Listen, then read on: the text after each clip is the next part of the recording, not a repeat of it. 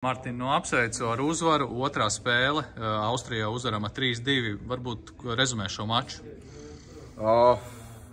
Uzsākām ļoti labi. Ja? Pirmais periods bija ļoti labs. Bijām ātrāk pa viņiem, vinējām 2 cīņas, tad otrajā periodā nedaudz nosēdāmies. Es uzskatu, ka viņi spēlēja labāk otro periodu nekā viņi spēlēja pirmo periodu. Un tad trešajā periodā atkal pārņēmām iniciatīvu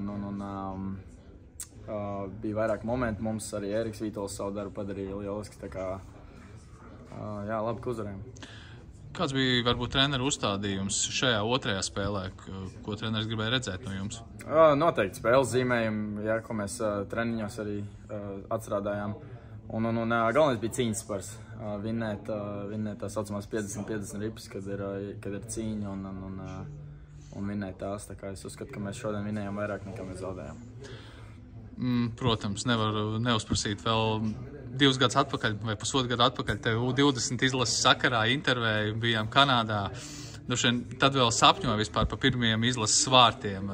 Šodien tev tas izdevās. Izstāsti, kā izdevās iemest un tavas emocijas, protams. Kristaps Krastīņš ļoti labi piespēle, atrada mani. Es ierāvos vidū uz vārtiem, pieliku un tad pats arī dabūju savu atlaiku šo ripu.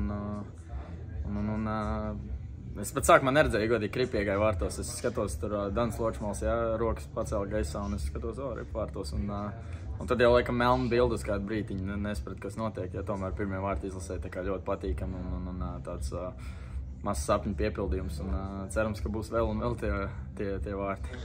Cik ilgi sapņoja par šo vārdu guvumu Latvijas izlasē? Kad es sāku spēlēt hokeju 4 gadu vecs. Laikam tad jau vēl es nesapratu, protams, ka es zināju, kas Latvijas izlase 4 gados, bet es vēl nesapratu tos savus mērķus. Tad laikam no kādiem 8 gadiem, ja, sāku sapņot par kaut ko tādu, tā kā ļoti patīkam, protams, 12 gadus vēlāk. Pirmie vārti. Paldies, Mārtiņ, vēl lai tev daudz vārtu Latvijas izlasē. Paldies!